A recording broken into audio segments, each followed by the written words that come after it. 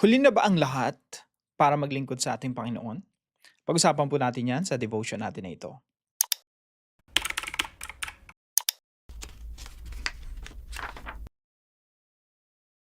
Magandang araw po sa bawat isa sa inyo. Welcome back to our 365 Daily Devotions, Bible Characters Edition. Binabati ko po muna si Adelaida Tagayon, Fred Josh Chris ng KSA. Hello po sa inyo at maraming salamat po sa inyong pagsubaybay dito po sa ating mga devotions. Now, yung pag-aaralan po natin ngayong araw ay patungkol po sa calling, panawagan ng Diyos. At yung panawagan ng Diyos ay walang pinipiling edad. Ang pag-aaralan po natin na character ay si Aaron. Si Aaron po ay kapatid ni Moses. Now, si Aaron, siya po ay kuya. Si Moses yung nakakabata. Now, nung tinawag po ng Diyos si Moses na nung nandun siya sa Midian upang bumalik sa Ehipto upang palayaan ng bayan ng Israel, siya po ay 40 years old na. No, 80 years old na. 40 years old siya nung tumakas sa Ehipto, 80 years old siya nung tinawag siya sa Midian. Yung kuya niya ay 83 years old na. So marahil si Aaron nung siya ay naging pari o priest, siya po ay mga 83 years old na or 84. Now, sabi po rito sa Exodus chapter 28 verse 1 to 3, "Then bring near to you Aaron your brother and his sons with him from among the people of Israel to serve me as priest." So sabi ng Diyos kay Moses, si Aaron tsaka yung mga anak niya, gagawin ko silang mga priest. Aaron and Aaron's sons, Nadab and Abihu, Eleazar and Ithamar. "And you shall make holy garments for Aaron your brother for glory and for beauty. You shall speak to all the skillful whom I have filled with the spirit of skill, that they make Aaron's garments to consecrate him for my priesthood." So ito po yung unang katuruan natin ngayong araw. Number one po, age does not matter to God's call. Yung edad po, it doesn't matter. Kung tatawagin ka ng Panginoon sa isang gawain, it doesn't matter kung bata ka pa, teenager ka, o tatay ka na, nanay ka, o lolo't lola ka na. No? It doesn't matter. Yung paglilingkod sa Panginoon, wala po yung pinipiling edad. It doesn't matter kung may sakit ka. It doesn't matter kung healthy ka. Kasi ang panawagan naman ng Diyos sa paglilingkod sa Kanya ay sa iba't ibang kaparaanan na naaayon sa kapasidad na ibinigay po sa atin ng Diyos. Sa makatuwid, lahat po tayo ay dapat naglilingkod sa Panginoon nang naaayon sa kapasidad na ibinigay niya po sa atin. So, dito po sa istorya po ni Aaron, 83 years old na po siya, no? Pero age doesn't matter. Pag tinawag siya ng Diyos para maglingkod bilang priest, kahit 83 years old na siyang nagsimulang maging priest, it doesn't matter. Kaya po sa atin, sa mga senior citizen, no, kung kayo ay 60 years old na at inisip nyo magre-retire na tayo, magre-relax na lang tayo, mga kapatid, sa paglilingkod sa Panginoon, walang retirement. Mas bata pa kayo ng 20 years kay Moses tsaka kay Aaron nung tinawag sila ng Panginoon upang maglingkod sa Kanya. Pangalawang puntos po, grace is greater than our worst sins. Yung biyaya ng Diyos, ito ay mas higit pa kaysa sa pinakamasasama nating ginawa dito sa mundo. Mas higit pa sa ating kasalanan. Now, si Aaron po, alam niyo naman po yung istorya na pinag-aralan natin kahapon, bagamat siya ay priest, dumating sa pagkakataon na na-pressure siya ng mga tao. Priest siya ni Yahweh, ng Diyos. Pero yung mga tao, sinasabi sa kanya, gumawa tayo ng mga Diyos-Diyosan. Ito yung mga panahon na wala si Moses. At si Moses nakapag-naig sa Diyos at tumatanggap ng kautusan ng Diyos. So sabi ng Diyos, sabi ng mga tao, baka patay na si Moses, baka hindi na siya babalik. Ang daming mga kuro-kuro, ang daming mga opinion patungkol kay Moses kung ano nangyari sa kanya. So ayaw ng tao ng uncertainty. So sabi nila sa sa kuya ni Moses, why not gumawa tayo ng sarili nating Diyos, mga Diyos-Diyosan natin. Now, itong si Aaron, na siya yung tinawag ng Diyos para maging priest, imbis na i-rebuke yung mga tao, ang ginawa niya, sabi niya, okay, sige, that's a good idea. Kolektahin natin lahat ng mga ginto ninyo at gawa tayo ng gintong baka. So, yan ang kasalanan. Hindi hindi lang basta 'to kasalanan, ito ay matinding kasalanan laban sa Diyos. Kasi ang utos ng Diyos, wala kang dapat maging ibang Diyos maliban kay Yahweh at hindi ka dapat gumawa ng graven images ng mga Diyos-Diyosan o ng pampalit sa tunay na Diyos. Kaya yung kasalanan ni Aaron dito talaga matindi eh. Dinamay pa yung buong bayan imbes na i-rebuke, kinonsinti pa yung buong bayan ng Israel. But even though nagkasala si Aaron ng ganito kalala, no? Hindi pa rin siya disqualify ng Diyos at yung calling niya ay tuloy-tuloy pa rin.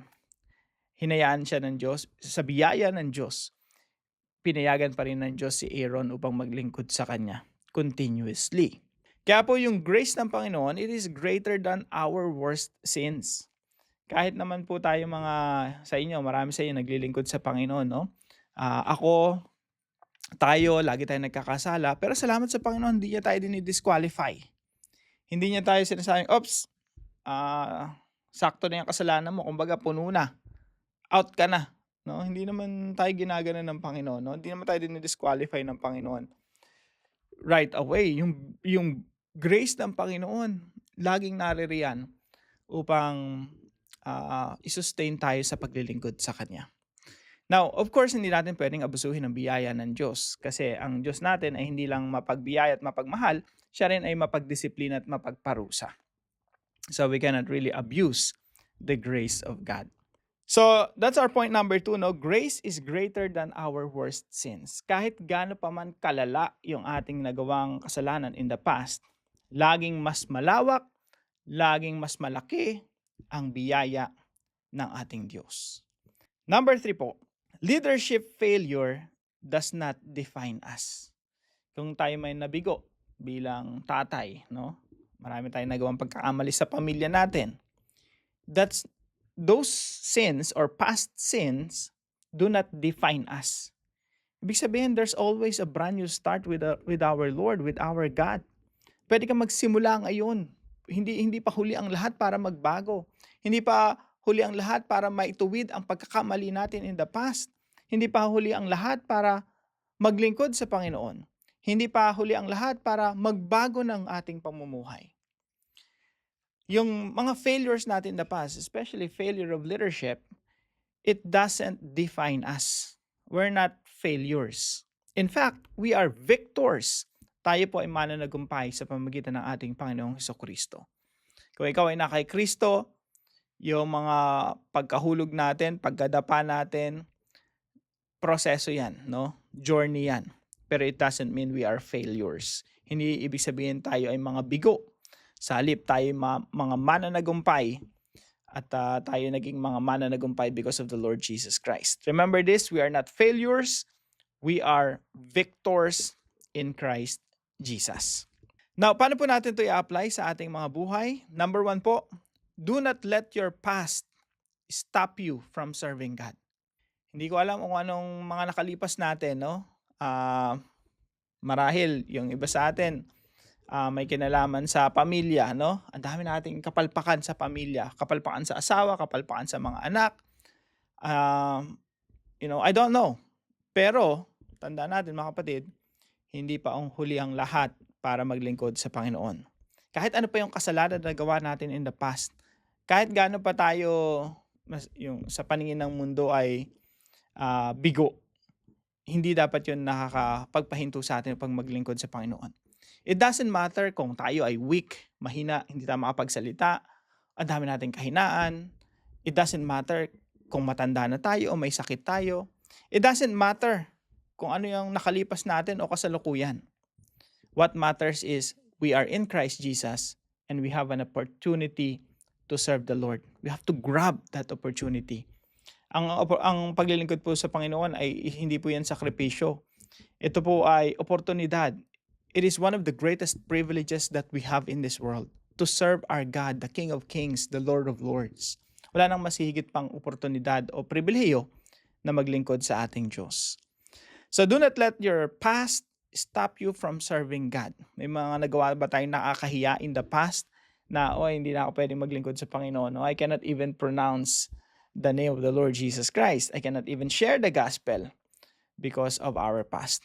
Mga kapatid, kung meron ng bumubulong sa atin na ganong boses, that does not come from the Lord. Kasi ang Panginoon, hindi ka sasabing, oy, bawal ka na maglingkod. Bawal ka nang maglingkod sa Kanya just because you did something wrong in the past. And number two, trust that God's grace is greater than your sins. Magtiwala tayo na ang biyaya ng Diyos ay higit pa kaysa sa ating mga kasalanan or mga weaknesses, mga kahinaan. Kaya nga madalas kong sinasabi, no, anumang challenge na meron tayo sa hinaharap, ano man yung kaharapin natin sa buhay, hindi natin hinaharap yung mga challenges because we are strong. We face challenges of life because of the grace of God. Bakit kamo? Kasi pag ikaw malakas, maunlad, mayaman, wala kang sakit, wala kang karamdaman, napapagtagumpayan mo yung mga challenges in life, sino may pagmamalaki mo? Walang iba kundi ang iyong sarili. Sasabihin natin sa ating mga sarili, kaya ako naman napagtagumpayan kasi, I'm able. Pero mga kapatid, ang Diyos natin, sa mga panahong mahina tayo, mas lalong na-highlight o napapatingkad ang biyaya ng ating Diyos.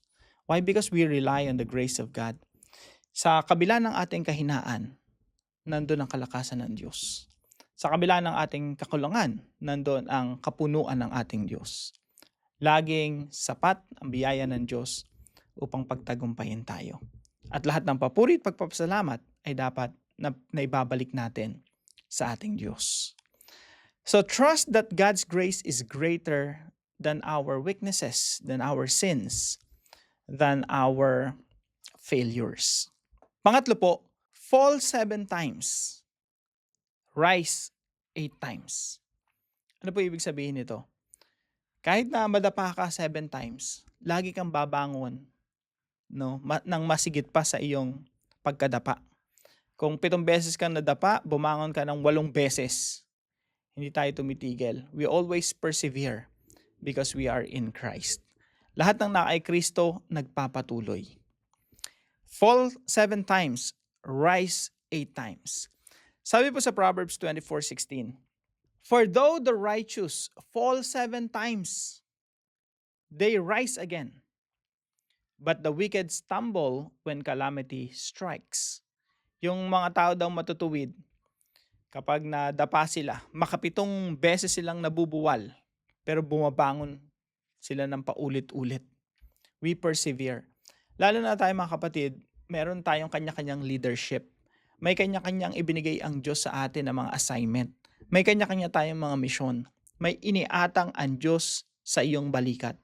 Hindi pwedeng pag nadapa ka, hindi ka nababangon. You need to rise up. Kasi maraming taong dumedepende sa iyo. Maraming taong nangangailangan sa iyo. Maraming mga taong mapapagpala sa pamagitan ng iyong buhay at ikaw ay gagamitin ng Diyos para maraming tao pa yung mapagpala at mailapit sa ating Diyos. Mga kapatid, madapa ka man, mahulog ka man, lagi ka dapat tatayo at babalik. Now, para naman po sa ating discussion, why do we have to serve God continually despite our sins and failures? Bakit dapat lagi tayong nagpapatuloy sa paglilingkod sa ating Diyos kahit na nagkakamali tayo o nabibigo tayo? Para naman po sa ating dive deeper video, pag-usapan po natin, in what ways does Aaron foreshadow Christ? Bakit si Aaron na pinili ng Diyos, siya ay nasasalamin sa pagdating ng tunay nating high priest, ang ating Panginoong Jesucristo? So pag-usapan din natin itong tabernacle furniture in Christ, yung mga furnitures or mga articles sa tabernacle, kasi pinagawa niyang Diyos si Moses ng tabernacle. Lahat ng ito ay patungkol kay Kristo. So even Aaron, the priest, the high priest, yung pagkakatawag kay Aaron, ito po ay may kinalaman sa ating Panginoong Jesucristo. So pag-usapan po natin yan sa ating dive deeper video. Tayo po yung manalangin. Father God, I come to you knowing how easily my heart can wander. Sometimes I can give in to fear, pressure, or pride, just like Aaron did. Thank you for not turning away from me when I fail. Thank you for your mercy that meets me when I confess my sin. Please help me hate what is wrong and love what is right. When I fall, draw me back to you quickly and gently. I trust that you are patient with me and that your grace is greater than my weakness. I want my life to serve you with humility and gratitude in Jesus' name. Amen and amen. Kung kayo po ay may natutunan sa devotion natin na ito, ipalam nyo lang po sa comment section right below this video. Na-appreciate ko po yung inyong mga comments. At wag po natin kalimutang ibahagi ito sa ating mga mahal sa buhay at mga kaibigan. See you po tomorrow 5 a.m. dito po sa ating Daily Devotions.